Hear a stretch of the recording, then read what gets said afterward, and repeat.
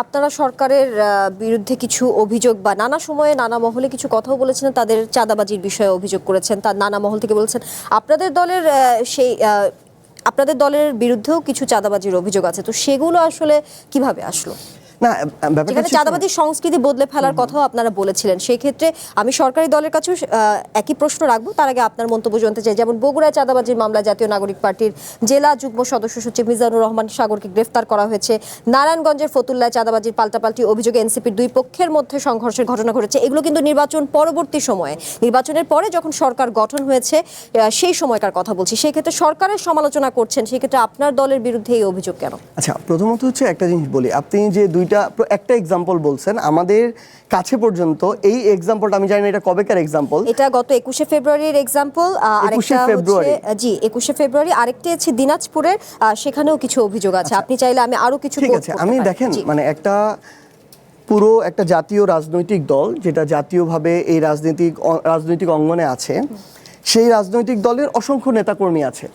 আপনার যে জিনিসটা দেখতে হবে যে এই জিনিসটা যে অভিযোগগুলো আসছে, একটা দুইটা তিনটা চারটা পাঁচটা, এই অভিযোগগুলো বিচ্ছিন্ন আকারে কিনা এক, দ্বিতীয়ত এই অভিযোগগুলো দলীয়ভাবে করা হচ্ছে না, ব্যক্তিভাবে কেউ করতেছে এবং জানার পরে আমরা এটার বিরুদ্ধে ব্যবস্থা নিতেছি কিনা।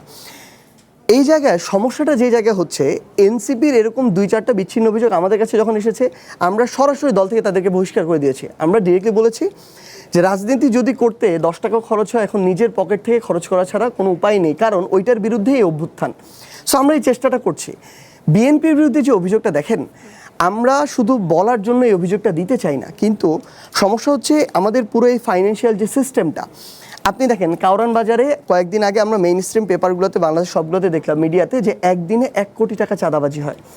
আপনি দেখেন প্রত্যেকটা জায়গায় যারা এই যে ধরেন হাটের, কুরবানি হাটের উদাহরণগুলো আসলো, যে এক একটা হাট, যেই হাটগুলোতে মানে শুধুমাত্র কুরবানির ওই 3 দিনে প্রায় 200 কোটি টাকা চাঁদাবাজি হয়েছে, এরকম কথাগুলো এসেছে।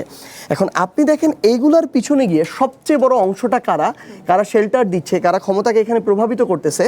ইভেন ধরেন একটা সরকারের পক্ষ থেকে লিজ দেওয়া হচ্ছে একটা কুরবানি হাটের জন্য, যেটা ধরেন 1 কোটি টাকা যেতে পারতো, এটা আমি আরও বড় চাঁদাবাজি মনে করি। কারণ আমার এই সরকারের, বিএনপি সরকারের দেশের অর্থনৈতিক অবস্থার স্থিতিশীলতার জন্য, তাদের ভ্যাট ট্যাক্স এগুলো যে রাজস্ব, এটার অধিক আদায়ের জন্য যে জিনিসটা দরকার, যে এই প্রত্যেকটা জায়গা থেকে টাকাটা ঠিকমতো সরকারের খাতে আসা দরকার। এখন আমি দেখলাম 1 কোটি টাকা যে হাটটা ডাক হওয়ার কথা, সেখানে পলিটিক্যাল নেগোসিয়েশন এবং প্রভাব খাটিয়ে 20 লাখ টাকা ডাকা হচ্ছে, 80 লক্ষ টাকা লস হচ্ছে কার? সরকারের। তো এই জিনিসগুলো আমরা ক্ষমতার কাছাকাছি থেকে দেখছি, যে আপনি দেখবেন 95% কেসে এদের বিএনপির বিভিন্ন নেতাকর্মীর সংশ্লিষ্টতা পাওয়া যায়।